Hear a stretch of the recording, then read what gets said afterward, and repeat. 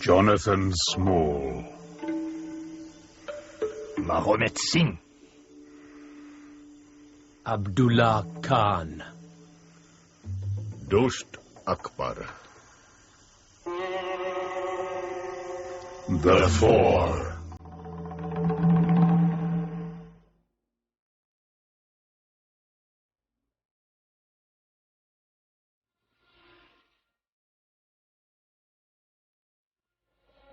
The Sign of the Four by Sir Arthur Conan Doyle, dramatised in 2 parts by Bert Coules, with Clive Merrison as Sherlock Holmes and Michael Williams as Dr. John Watson. The Sign of the Four, Part 1, Timbertoe.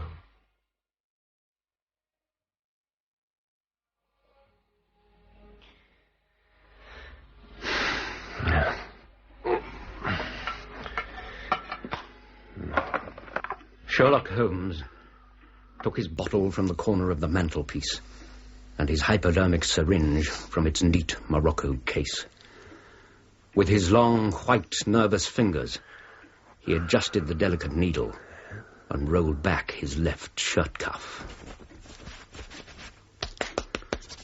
For some little time, his eyes rested thoughtfully upon the sinewy forearm and wrist, all dotted and scarred with innumerable puncture marks. Finally, he thrust the sharp point home and pressed down the tiny piston.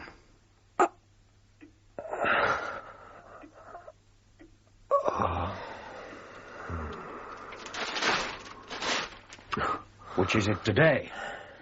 Morphine or cocaine? Cocaine. 7% solution. Would you care to try it? No, thank you. Perhaps you're right, Watson. Yes, I suppose its influence is physically a bad one. You suppose?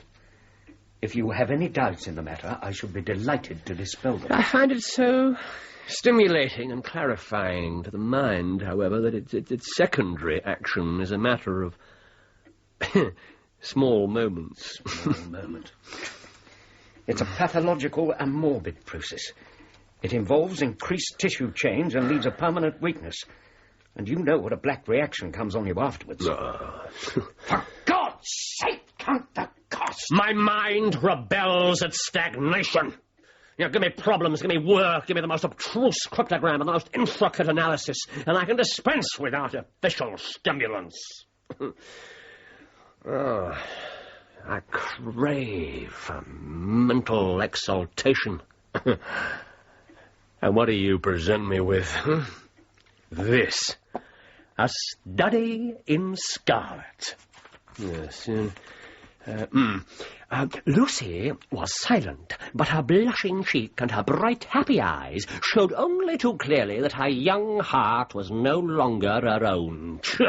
Romantic drivel. But the romance was there.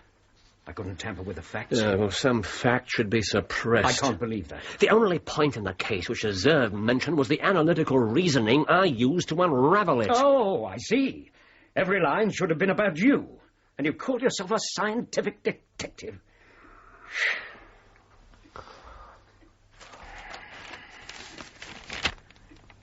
I thought this would please you. I'm sorry. I was mistaken.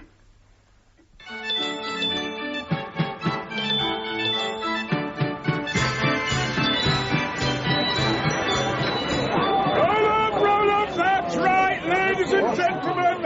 As I live and breathe, and I wouldn't tell you no lie now, would I? The only one in captivity, the only one ever tamed, the only one ever taken from its own heathen lands and brought into civilization. Don't alarm yourself, madam. It is securely chained up in there. Oh, yes, sir, bonds of the finest British steel. It only ever got out once, and you can all see what happened then, can't you?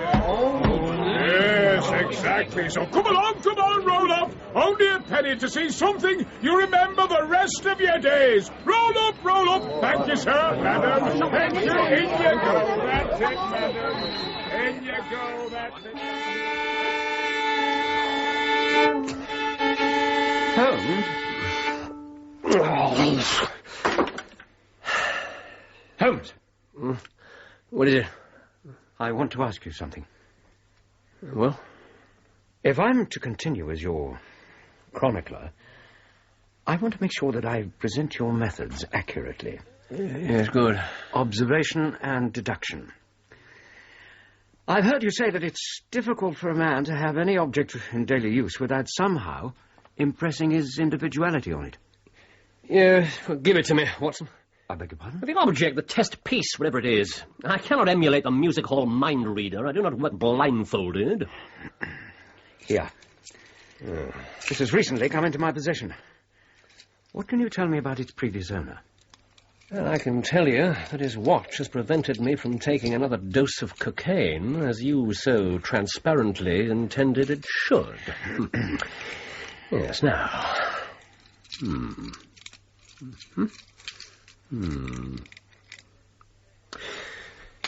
Take it. There are hardly any data. Oh. So what about your theory? Precision, Watson. Hardly any, not none.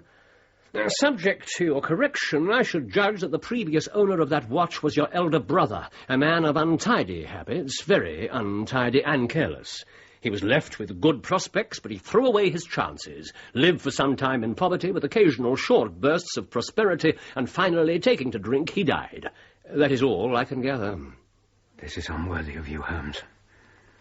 You made inquiries into the history of my unhappy brother. And now you pretend to have deduced the knowledge in some fanciful way. I didn't think you capable of descending to something like that. Oh, my dear Doctor. Pray accept my apologies. Viewing the matter as an abstract problem, I never thought how personal and painful a thing it might be to you. I assure you that I never even knew you had a brother until you handed me that watch. Then how did you get those facts? You were correct in every particular. Well, the date of the watch is nearly 50 years back, and it carries the initials H.W. The W obviously suggests your own name. Your father has been dead many years, and jewellery usually descends to the eldest son. To deduce a brother is no major achievement. That the brother is no longer alive is strongly suggested by the simple fact that you are now in possession of his timepiece. And your insights as to his character? Well, look how the case is dented and scratched. Yes, it is marked all over. It's been kept in the same pocket as keys, coins, and other hard objects. It's no great feat to assume that only a careless man treats a 50-guinea watch in so cavalier a fashion. The poverty? Open it. Now, when a pawnbroker takes a watch, he scratches the number of the ticket on the inside of the case. Now, there are no less than 4 such numbers visible there. Inference that your brother was often at low water. Huh? Secondary inference? And that he had occasional bouts of prosperity. Or he couldn't have redeemed the pledge. Exactly. And finally, if you look at the inner plate which contains the keyhole... Here. Use my lens. There are more scratches. Hundreds of them. Marks where the key has missed its target. You'll never see a drunkard's watch without them. Where's the mystery in all this? You're right. I'm sorry. I should have more faith in your powers.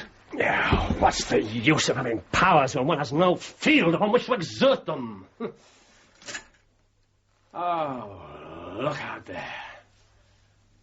Was ever such a dreary, dismal, unprofitable world? What could be more hopelessly prosaic and material? Crime is commonplace. Existence is commonplace. And no qualities except those which are commonplace of any function upon earth. But surely...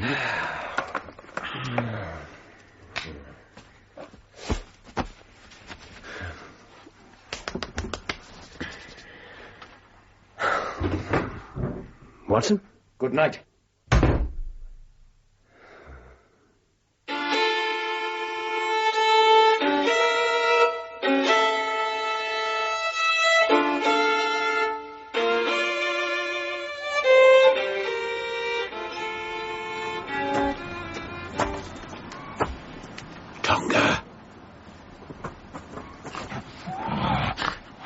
see that light?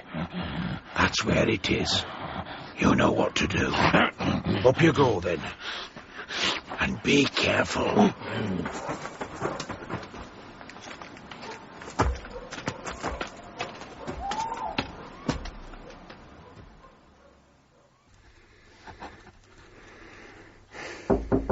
Come in, Mrs. Hudson. Good news, sir. A client. Oh, thank heaven. A young lady, well-dressed and rather reserved. I'll tell him. Please wait a moment or two, then show her up. Yes, Doctor. Let's hope he finds her problem interesting. Amen. Holmes? Holmes? A client? Holmes? I'm going to open this door. Very well. Oh, God. Holmes, there's a client here. A lady. Be out here in 2 minutes.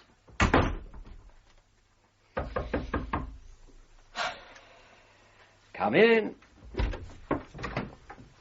Miss Mary Morstan. Ah, please come in, Miss Morstan.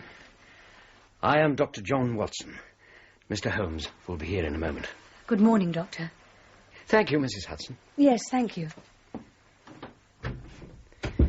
Please, sit down. Thank you. Whatever it is that's disturbing you, I'm sure that Mr. Holmes will be able to help. You're very kind. I've come here because you and Mr. Holmes once acted for my employer, Mrs. Cecil Forrester. Mrs. Forrester? Of Lower Camberwell. She was much impressed by your kindness and skill. It was a very simple case. Miss Mary Morstan, Mr. Sherlock Holmes. An exceedingly simple affair. She did not think so. Well, nonetheless. Well, at least you cannot say the same of my problem. Please, continue, Miss Morstan. Briefly, the facts are these. My father was an officer in the 34th Bombay Infantry. Ah. Dr. Watson? The doctor has also served in India. Oh. Yes. Pray continue. My mother died when I was a child, and I was sent home to England to live. I was placed in a boarding establishment in Edinburgh, and I remained there until I was 17. My father obtained 12 months' leave and came home to London, telegraphing me that he had arrived all safe and directing me to come down at once to the Langham Hotel. His message was full of kindness and love. I drove to the Langham and was informed that Captain Morstan had gone out the night before and had not returned. I waited all day, but there was no news of him. And that night, on the advice of the manager of the hotel, I communicated with the police. Their inquiries led to no result, and nothing more has been heard of my unfortunate father. He came home with his heart full of hope to find some peace, some comfort. And instead... The date? He disappeared upon the 3rd of December, 1878. 10 years ago? What happened to his luggage? It had remained at his hotel. There was nothing in it to suggest a clue. Clothes, some books, and a number of curiosities from the Andaman Islands. Mm-hmm. Was that his posting? He was one of the officers in charge there. It's a penal colony, Holmes. Terrible place by all accounts. So Papa used to say in his letters. Well, had your father any friends in town? Only one that I know of, Major Sholto, a fellow officer from the penal colony. The Major had retired some little time before and lived at Upper Norwood. I communicated with him, of course. But he didn't even know that my father was in England. A singular case, eh, Holmes? I haven't yet described to you the most singular part. Well, then pray do so. About 6 years ago, a notice appeared in the Times asking for the address of Miss Mary Morstan and stating that it would be to her advantage to come forward. Oh, indeed. Do you happen to recall the precise date? The 4th of May, 1882. Here is the cutting. Oh, very good. Thank you. By that date, I'd entered the family of Mrs. Cecil Forrester in the post of governess. On her advice, I published my address in the newspaper. With what result? The very same day. This box arrived in the post. Well, thank you. Good heavens. My reaction exactly. I don't believe I've seen a more lustrous pearl. Or a larger. It's beautiful. Since then, every year upon the same date. Well, you can see for yourself. That's fascinating. I took them to an expert. They are exactly matched. And of some considerable value. Yes. Yes, but it is not this which brings you to me, Miss Morstan. Something else has occurred. Something rather more disquieting than anonymous gifts. You are correct, Mr. Holmes. This morning I received this letter. Perhaps you will read it for yourself. Thank you. Oh, the envelope, too, please. Thank you. Yes, postmark, London, Southwest, July the 7th. Man's thumb mark on corner, probably postman. Best quality paper. Envelopes at 6 a packet. This particular man and his stationery.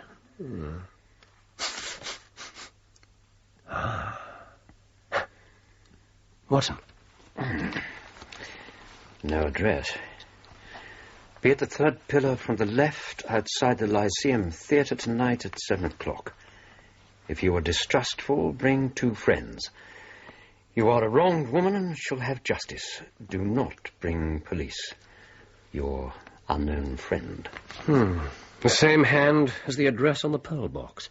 Well, this is a very pretty little mystery. Well, what do you intend to do, Miss Morstan? Well, that is exactly what I came to ask you. I shall be guided by your advice. And Mr. Holmes, of course. Oh, we shall certainly go, Miss Morstan. You and I. But your correspondent says 2 friends, does he not? He does. Well, then, let me think. You and I and... Why, Dr. Watson is the very man. He and I have worked together before. Oh, Dr. Watson, would you come? I shall be proud and happy if I can be of any service. You are both very kind. If I'm here at 6, it will do, I suppose. Well, you must not be later. Goodbye, Miss Morstan. Until 6, then. Please try to set your mind at rest. I shall. Thank you, Dr. Watson. Au revoir, Miss Morstan. Au revoir.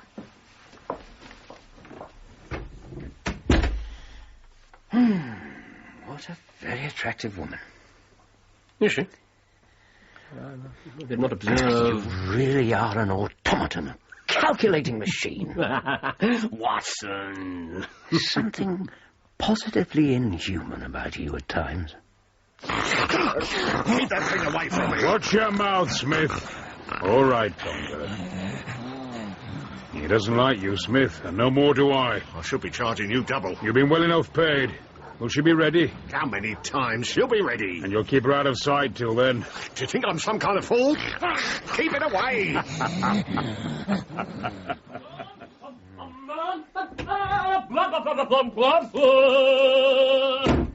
I was beginning to think that you were going to be late. And you were looking forward to riding off alone with a decorative, Miss Morstan. I thought you hadn't observed that. Ooh, writing it up already, Watson. More gems for your avid public. Her expression was sweet and amiable, and her large blue eyes were singularly spiritual and sympathetic. In an experience of women which extends over many nations and 3 separate continents, I have never forgotten. If you say one word, I swear I walk out of the door. Pour me some tea. There's a good fellow. You know, there's no great mystery in this matter. What? You've solved it already? No, that would be too much to say. I've discovered a suggestive fact, that's all. Suggestive fact? Well, actually, a very suggestive fact. Major John Sholto, late of the 34th Bombay Infantry... Thank you, Doctor. Died on the 28th of April, 1882. I may be very obtuse, Holmes, but I fail to see... No, wait a minute. Miss Morstan received her first pearl at the beginning of May that same year. Within a week of the death of her father's only friend in England. Very suggestive. It's nearly 6. Be so good as to bring your heaviest stick. You're anticipating danger? I believe we are in for a serious night's work.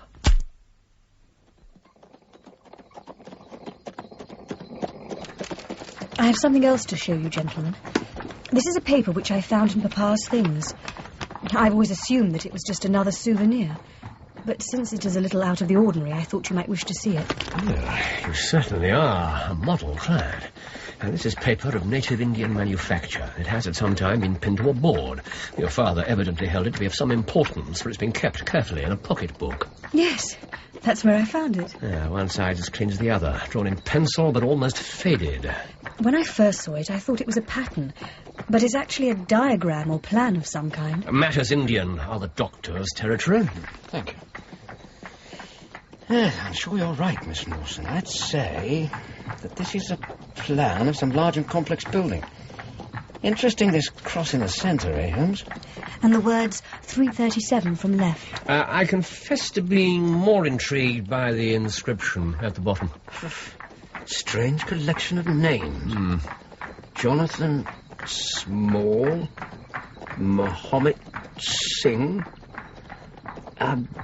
Abdullah Khan, Dost Akbar. One Westerner, 2 Mohammedans, and what about the 4th, Watson? Oh, it's a sort of Mohammedan Sikh hybrid. Do you know any of these people, Miss Morstan? I'm afraid not. Nor did my father ever mention them in his letters. What about this symbol? I've never seen anything like it anywhere else. Nor have I. 4 crosses in a line with their arms touching. And written through them... The sign of the 4.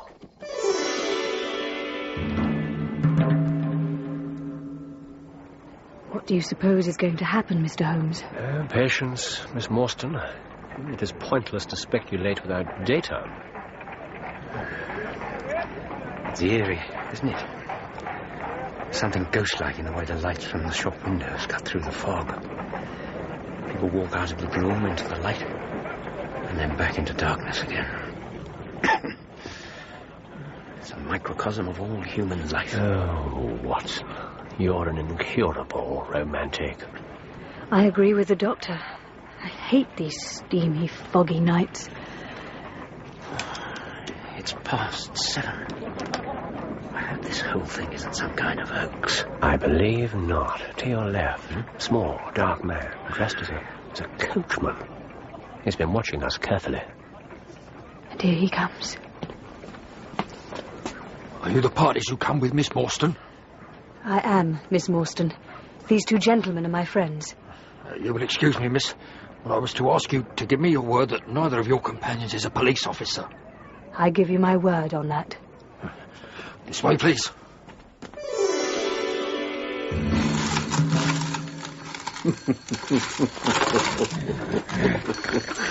Look at it, Tonga. Look at it. After all this time. Soon be out of this damn place. We can live like kings. Like Maharajas, eh? We've done it, Tonga. Vengeance for the 4. Where do you think he's taking us? Our quest does not appear to lead us to very fashionable regions. Fog's got thicker. I can't see a thing. We're in Robsart Street. Where's that? South of the river. We crossed over Vauxhall Bridge, then turned into Wandsworth Road, then Priory Road, Larkhall Lane and Stockwell Place. Now we're turning again Cold Harbour Lane. Do you know every by-street in London by heart, Mr. Holmes? It's a hobby of mine. We're stopping. Dull brick houses, new, I think. Hardly any lights. There's a door opening. Someone's coming. Good Lord. Do you see, Holmes? I see. What? Whatever is it? Someone singularly incongruous for the inhabitant of a third-rate suburban dwelling house. Good evening, Miss Morstan. Gentlemen, the Sahib awaits you.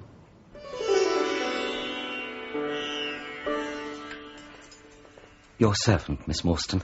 Your servant. Your servant, gentlemen. Welcome to my little sanctum. Thank you, Kitmutka. Sahib. A small place, Miss Morstan, but furnished to my own liking. An oasis of art in the howling deserts of South London. It's beautiful. It seemed to me that if I could not take myself to India, I could at least bring a little of India to me. Mr. Thaddeus Sholto. That is my name. Sholto? Quite so. You are Miss Morstan, of course. And these gentlemen? Mr. Sherlock Holmes and Dr. Watson. A doctor, eh? Have you your stethoscope? I have grave doubts as to my mitral valve. Might I ask you, would you have the kindness... Mr. Sholto, this is hardly the time. Perhaps not. Possibly later? You will excuse my anxiety, Miss Morstan. I'm a great sufferer, and the heart is so vulnerable. Mr. Sholto, why did you not simply ask Miss Morstan to come directly to this address? Why all the secrecy? Because I feared she might bring unpleasant people with her. I am a man of retiring and refined taste. There is nothing more unaesthetic than a policeman.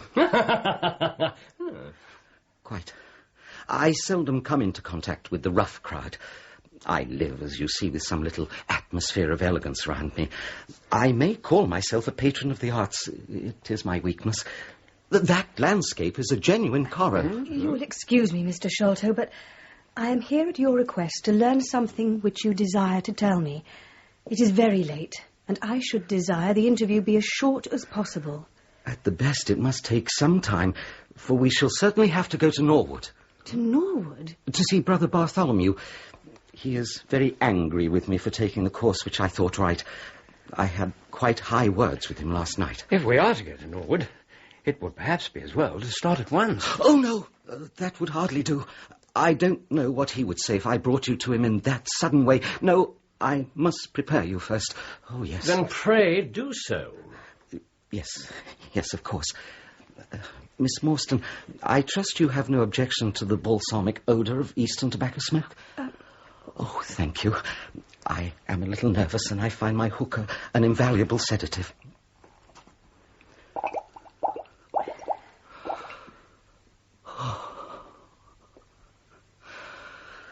Very well. My father was, as you may have guessed, Major John Sholto, once of the Indian Army. He retired some 11 years ago and came to live at Pondicherry Lodge in Upper Norwood. He had prospered in India and brought back with him considerable wealth, a large collection of valuable curiosities and a staff of native servants. We lived in great luxury. We came to realize that some mystery, some positive danger overhung our father. He was very fearful of going out alone and was greatly distrustful of strangers. On one occasion, he actually fired his revolver at a wooden-legged man, a harmless tradesman. We had to pay a large sum to hush the matter up. Early in 1882, my father received a letter from India.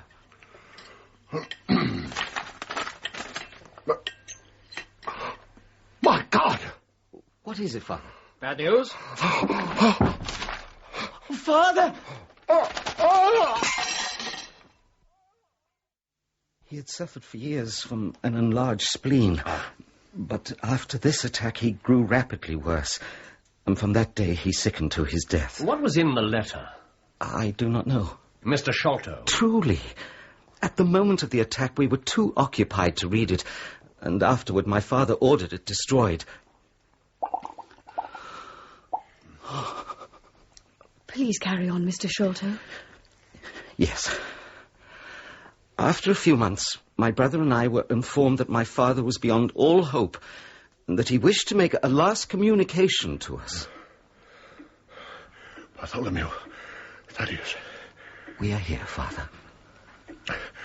I have only one thing which weighs on my mind at this supreme moment. Something I have never told you. When we were in India together, my friend, Captain Morstan, and I came into possession of a considerable treasure. Treasure? I have brought it back with me here to England. Here? You brought it to this house? Bartholomew. Yes. When Morstan returned home, he came straight here to claim his share. We had a difference of opinion and exchanged heated words. Morstan's heart was weak, and his anger was too great for it to bear. He died. Father. Are you all right, Miss Morstan? Yes. Yes, Doctor. I knew in my heart that he was dead. I can give you every information. And what is more, I can do you justice. And will too. Whatever Brother Bartholomew may say. Never mind your information. Why was this not reported to the authorities? I cannot say. Mr. Sholto, what was the nature of this difference of opinion? My father did not tell us. What became of Major Morstan's body? I do not know. Your father, sir, behaved in an appalling fashion. Yes, I'm afraid he did. Perhaps if I had been there. But Brother Bartholomew and I were away at university. Did Major Sholto tell you anything more about my father? By this time he was extremely weak. He spoke only of you. Of me? You, my sons, you must find Morstan's daughter, his orphan. The cursed greed which has been my besetting sin through life has kept from her what is rightfully hers. Half, at least, of the treasure belongs to that girl. That is, give me that case. Yes, Father. Show me that. No. I got that necklace out with the design of sending it to her. But I could not bear to part with it. These pearls must be worth a fortune. It is not 1,000th part of the whole. Swear to me that Morstan's daughter will have her fair share. I swear. Where is this treasure? It has lain hidden all these years. No one else must know. Put your ears down to my mouth. The treasure. Father! Keep him out! What? For God's sake! Keep him out! No! We both stared round at the window. A face was looking in at us, out of the darkness. It was a bearded face, deathly pale with wild, cruel eyes, and an expression of concentrated malevolence. My brother and I rushed to the window, but the man was gone. When we returned to my father, his head had dropped and his pulse had ceased to beat. We searched the garden, but found no sign of the intruder, save that under the window a single footmark was visible in the flower bed. But in the morning... What occurred in the morning? My father's room was found to have been broken into. His cupboards and boxes had been rifled. Was there no clue as to who might have done this? Fixed to my father's chest was this scrap of paper. Neither Bartholomew nor I had ever seen its like before. Yeah, but I have. Mr. Holmes? 4 crosses in a line, their arms touching, and written through them, the sign of the 4. The journey to Norwood will not take long, and there is only a little more of the story to acquaint you with. For weeks and for months after our father's death, we dug and delved in every part of the garden and the house without discovering the treasure. Over the pearl necklace, my brother Bartholomew and I had some little discussion. From what you have told us, he seems to have inherited something of your father's attitude. Between friends, yes, you are quite correct. It was all I could do to persuade him to let me send Miss Morstan a detached pearl at fixed intervals, so that at least she might never feel destitute. It was a kindly thought. It was extremely kind of you. Yesterday, I learned that an event of extreme importance had occurred. Brother Bartholomew had found the treasure. I instantly communicated with Miss Morstan and then went at once to repeat my views to my brother. Have you seen this treasure? Oh, yes. I helped lower the chest from its hiding place. It is very fine. Brother Bartholomew computes its value at not less than 500,000 sterling. 500,000? Miss Morstan is certainly one of the richest young ladies in the realm. Oh, congratulations, Miss Morstan. Yes, congratulations. Dr. Watson? It's glorious news. Yes.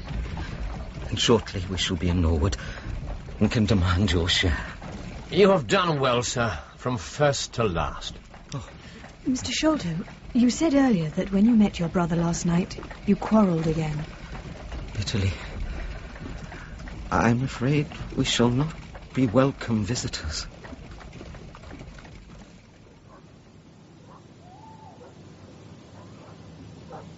What a desolate place. Yeah.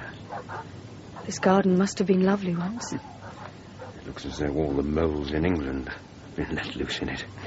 The traces of the treasure seekers. You must remember that we were 6 years looking for it. Come along. We are expected. Dr. Watson. What is it, Miss Morstan? Oh, nothing. Forgive me. You're trembling. This place. It is the cold. You'll feel better inside the house. Yes. Please try not to be afraid. I am not afraid. Not while you are here. Oh, my dear. Come along.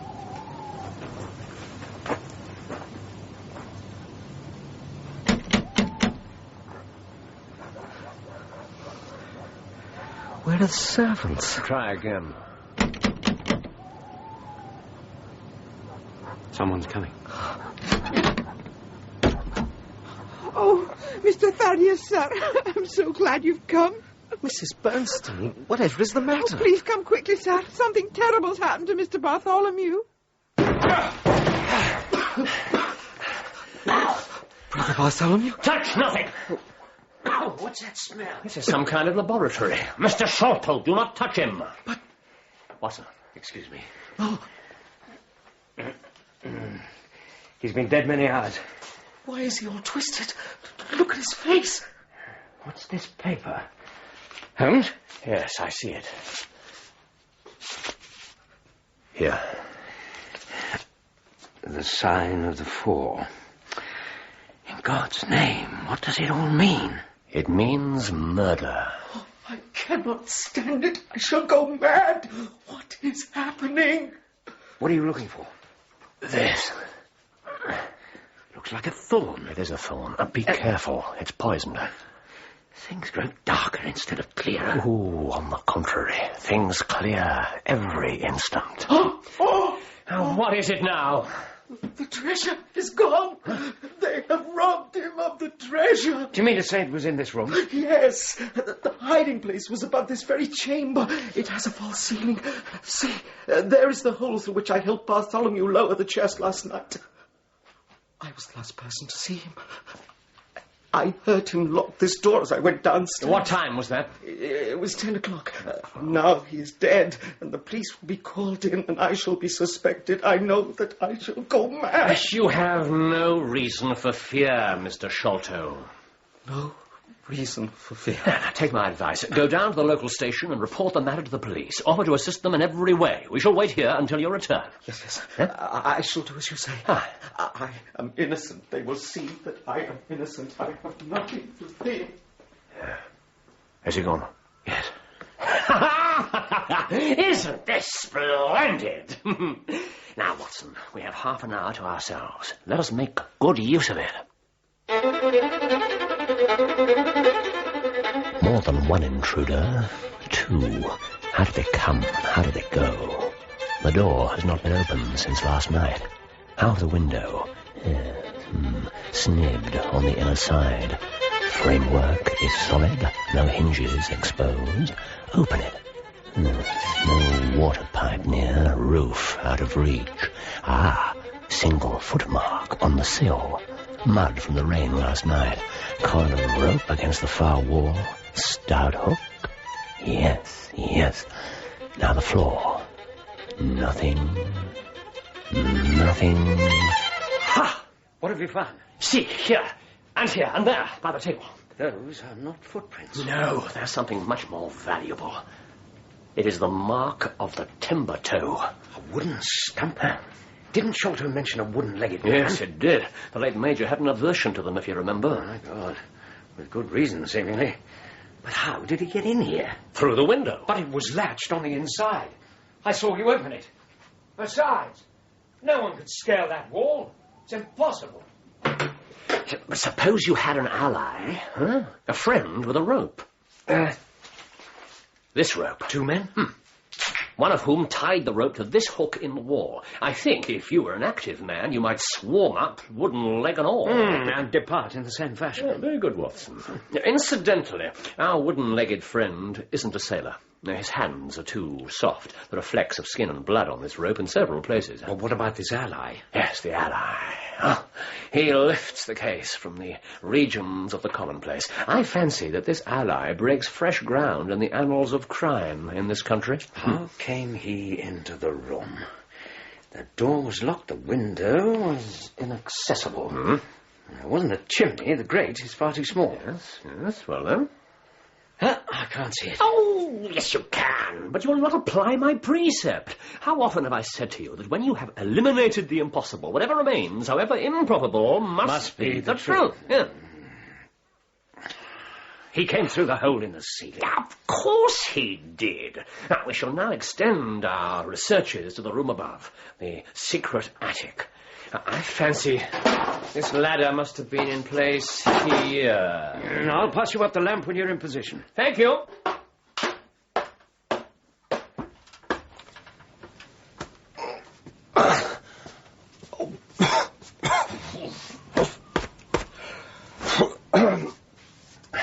Bring the lamp up.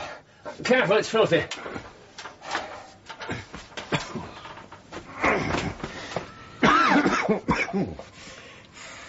Is that a trapdoor? Yes, onto the roof. It opens far too easily. Look at the hinges. The rust is nearly fallen away.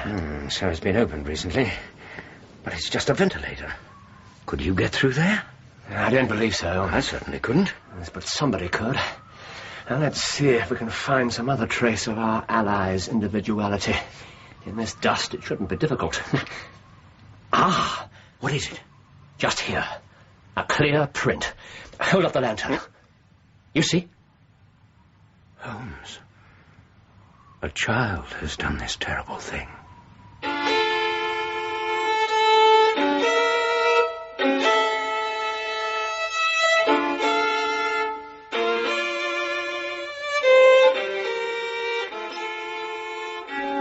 Workman, I want one of you at the top of the stairs and one outside the room. If Sholto confesses, I want to hear about it. Straight away. Well, here's a business. Here's a pretty business. Hello? Who are you two? I think you must recollect me, Inspector Athelney Jones. Why, of course I do. It's Mr. Sherlock Holmes, the theorist. I'll never forget how you lectured us all on inferences and effects in the Bishopsgate jewel case. Well, it's true you set us on the right track, but you'll own now that it was more by good luck than good guidance. It was a piece of very simple reasoning. Oh, come now, come. Never be ashamed to own up. But what is all this? The bad business. Stern facts here. No room for theories. Lucky I happened to be at the station when the message arrived. And who are you? Dr. John Watson. Oh, a medical man, are you? Well, what do you think he died of? This is hardly a case for us to theorize over. No. Still, we can't deny that you hit the nail on the head sometimes. Door locked, I understand. Jewels missing. Well, how was the window? Fastened, but there are marks on the sill. Well, if it was fastened, the marks have nothing to do with the matter. Common sense. Now, I have a theory. These flashes come upon me at times. What do you think of this? Sholto was on his own confession with his brother last night. The brother died in a fit, on which Sholto walked off with the treasure. How's that? And then the dead man, very considerately, got up and locked the door from the inside. Oh, yeah. Well, there is a flaw there, but I'm weaving my web around Thaddeus Sholto. The net begins to close. You are not quite in possession of all the facts yet. No? No. This thorn... Well, let me examine it. Which I firmly believe to be poisoned. Better wait for the police doctor. It was in the dead man's neck. You don't say. Well, you put it down somewhere safe, over there. And this paper, inscribed, as you see it, was on the table. Yes. It's perfectly harmless. The sign of the four. How does that all fit into your theory? Confirms it in every aspect. What? Oh, yes. Constable, bring up Mr. Sholto. Yes, Doctor, this is the very proof I need. The house is full of curiosities. Who better to leave these things than the man who used to live here? The only question is, how did he depart? Now.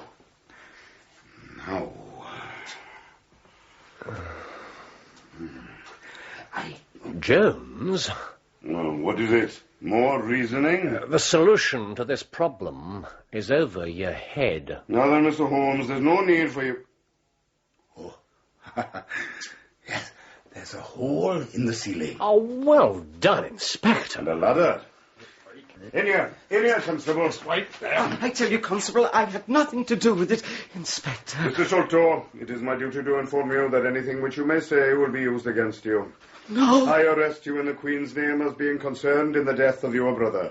Didn't I tell you, Mr. Holmes, Dr. Watson? Don't trouble yourself, Mr. Sholto. I think that I can engage to clear you of this charge. Don't promise too much, Mr. Theory. Not only will I clear him, Mr. Jones, but I will make you a free present of the name and description of one of the two people who were in this room last night.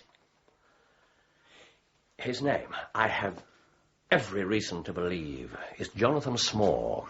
He's poorly educated, active, with his right leg off below the knee and wearing a wooden stump. He's middle-aged and has probably been a convict. There's a good deal of skin missing from the palms of his hands. The other person... Oh, yes, the other person. ...is a rather curious individual. Take him away, Constable. No, pity. Come along now, Please, sir. I had nothing to do with it. Come on, this way, come on. Well, I've got my man. Good night to you, gentlemen. Good morning to you, Inspector. Huh?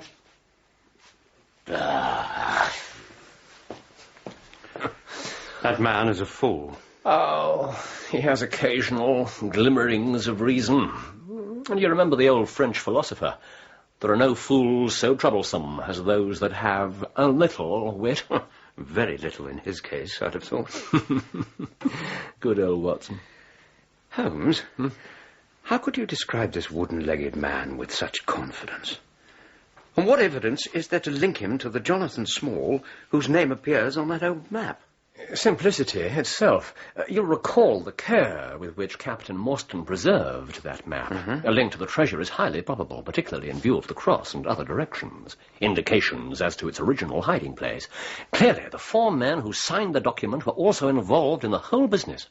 And of the four names, only one could possibly fit the dramatic face at the window that so hastened the late Major's demise. Why only one?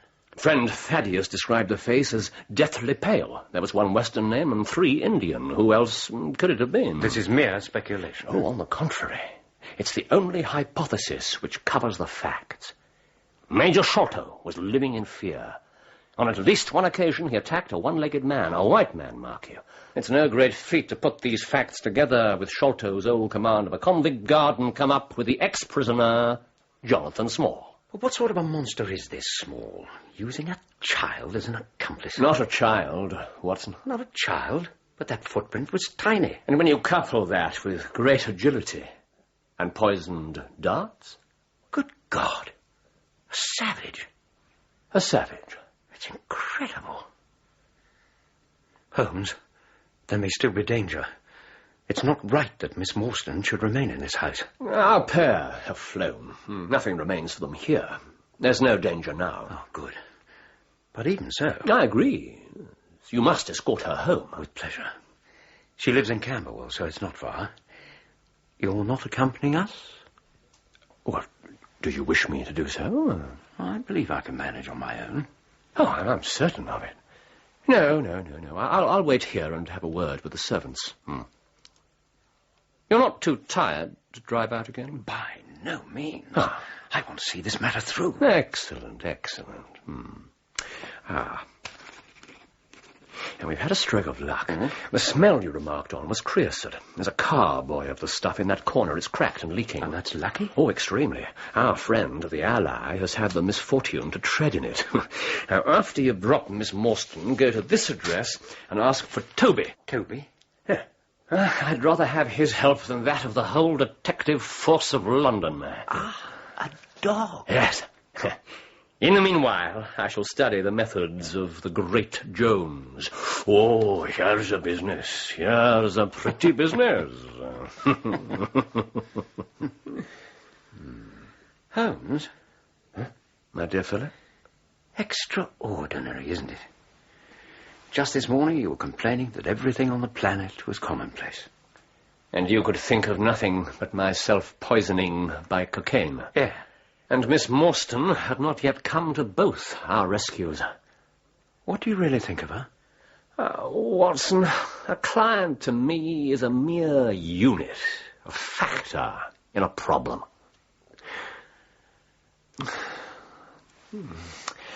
I think, my friend, that she is one of the most charming and capable young ladies I have ever met.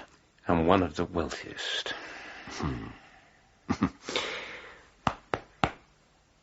Take her home, Watson.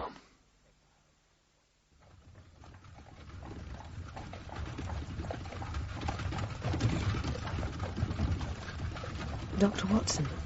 Yes, Miss Morstan? What is the matter? Why won't you talk to me? Please tell me, have I offended you in some way? No. Earlier tonight, in the garden, when you took my hand, it is forward of me to speak this way, I know it, but I thought... I should not have done it. Forgive me. Forgive you? What are you saying? I had no right. No right? If you had not done it, if you had not been there, I should have fled from that terrible house. It was your presence that gave me strength. What is there to forgive? Miss Morstan... Yes?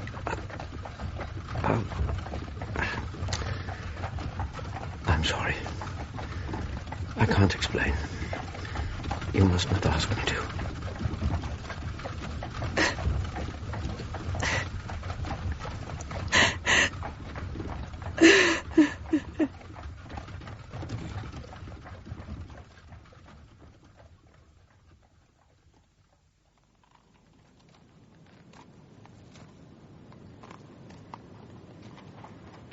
I'm so sorry. I'm not generally given to bursting into tears. You must think me a weak, stupid woman. On the contrary. I know you to be nothing of the kind. You're suffering from a mild case of delayed shock. It's entirely understandable after what you've been through. Thank you. And for escorting me home. There's a light still on. Someone has waited up for you. Yes. Probably Mrs. Forrester. Miss Morstan. Yes? You must not think me unfeeling. I think you are very kind and very troubled. If I can help. I do not believe so. If you should change your mind... Good night, Dr. Watson.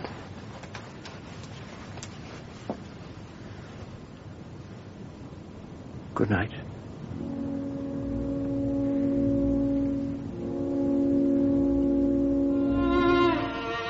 How could I obtrude love upon her at such a time? She was tired and vulnerable. shaken in mind and nerve. And, worse still, she was rich. If Holmes's researches were successful and the treasure recovered, she would be an heiress. Was it fair? Was it honourable that a half-pay surgeon should take advantage of an intimacy which mere chance had brought about? Might she not think me a mere vulgar fortune-seeker? I could not bear to risk that such a thought should cross her mind.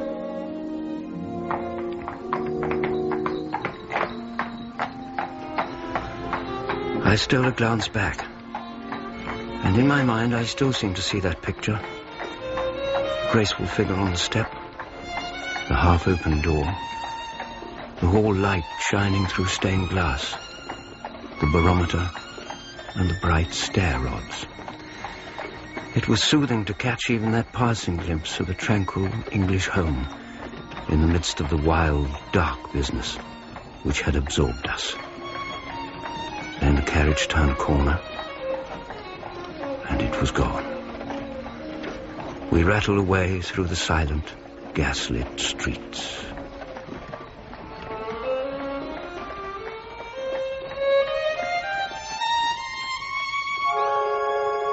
That was part 1 of The Sign of the Fall by Sir Arthur Conan Doyle, dramatised in 2 parts by Bert Coules, with Clive Merrison as Sherlock Holmes and Michael Williams as Dr. John Watson. Jonathan Small was played by Brian Blessed, Mary Morstan by Moya Leslie, Thaddeus Sholto by Richard Tate, and Inspector Jones by Sean Probert. Anna Cropper played Mrs. Hudson, Michael Kilgarriff, Major Sholto, Amajit Dew, Khan, and John Bull, Bartholomew Sholto. Other parts were played by members of the cast. The violinist was Alexander Balanescu.